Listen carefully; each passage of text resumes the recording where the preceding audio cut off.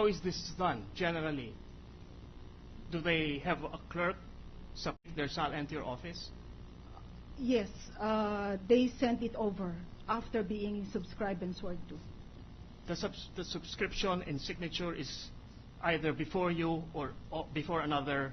Yes. Yes. And who in your office receives the SALN? Now, during my time, it is the receiving section. But I understand before my time, there was another person in charge of the SALN. But as you know, it's the office of the clerk of court to whom the SALN is supposed to be filed, right? Yes, Your Honor.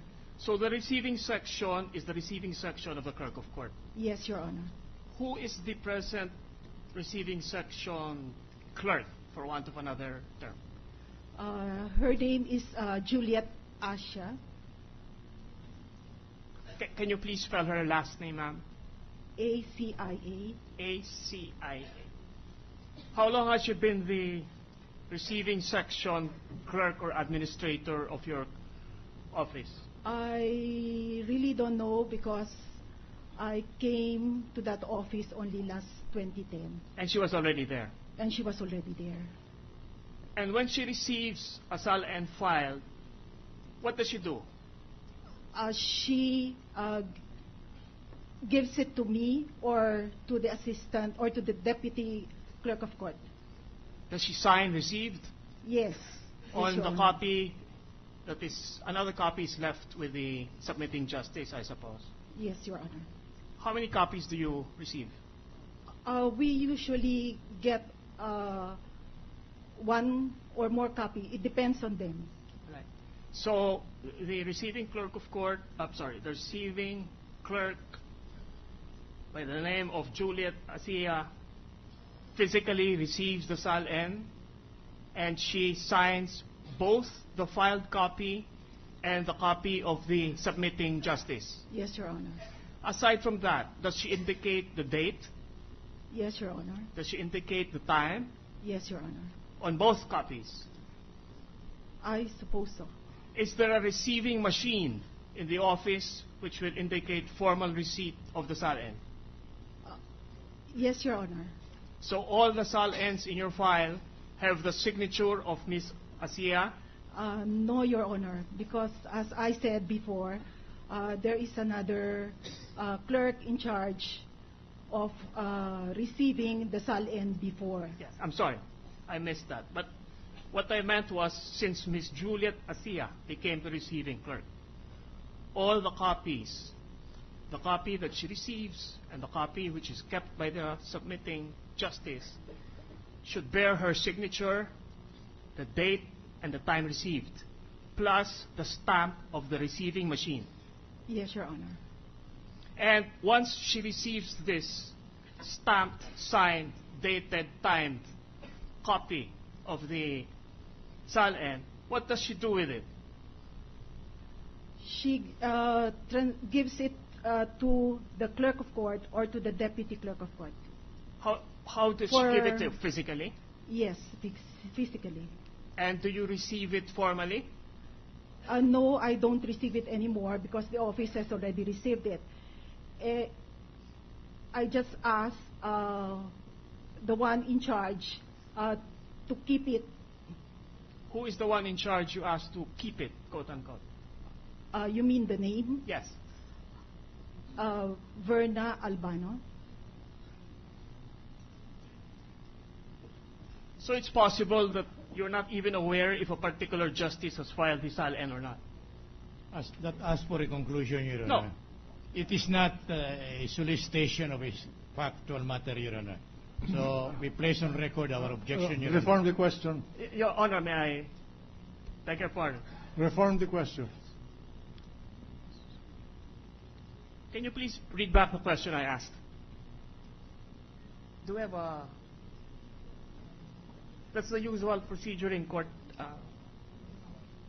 but the ruling is reform the question.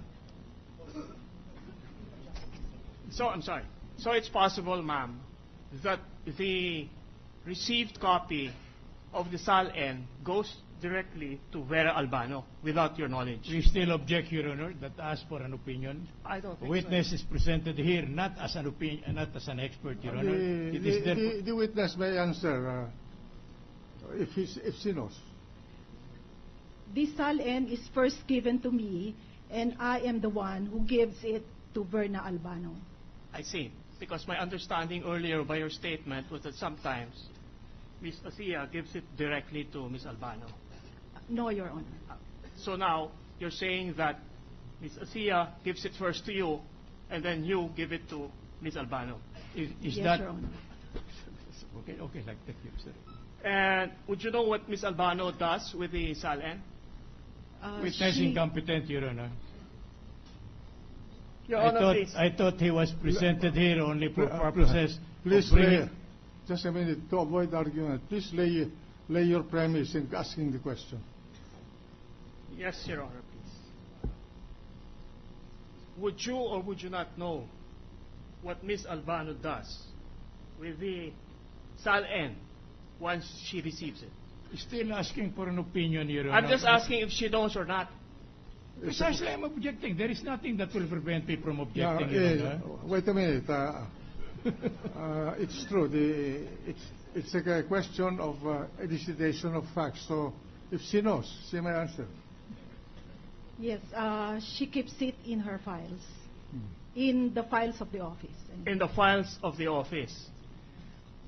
Is this inside the vault or inside the cabinet? Inside a cabinet. Her With lock. cabinet? Who keeps the key to this locked cabinet? I keep the lock. You keep the lock. You keep the key to the lock. Do you have a registry or a logbook of all the SALNs that are filed with your office? None, Your Honor. You have none. So it's possible that you may not be aware if a particular SALN has been filed or not. Again, the question calls for an opinion, Your Honor. That's a hypothetical question. Yes, Reform the Thank you. question. Yes.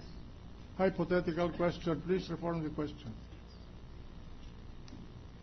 So you have no logbook, you have no registry of the SALNs being filed in your office, as you earlier stated.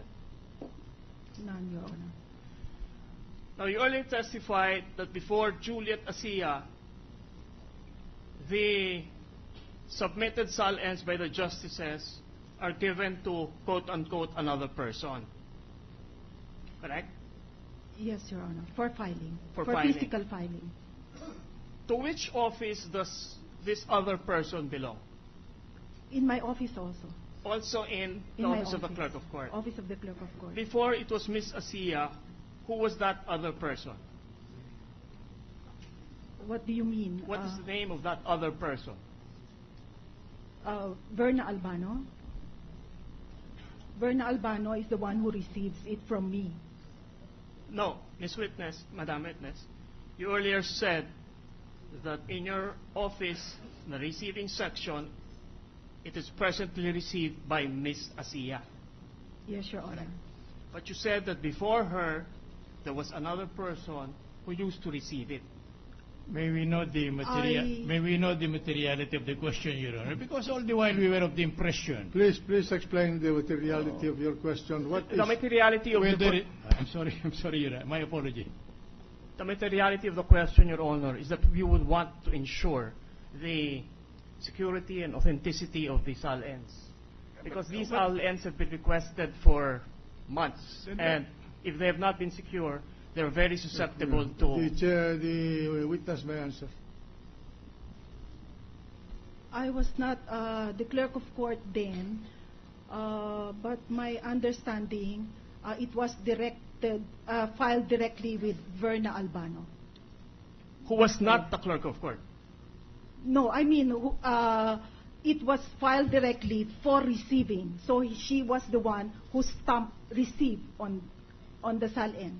So you have personal knowledge that even during the time of Miss Albano, she would likewise stamp receive, put the time, and put it into the receiving machine. Yes, Your Honor. Who was the clerk of court at that time?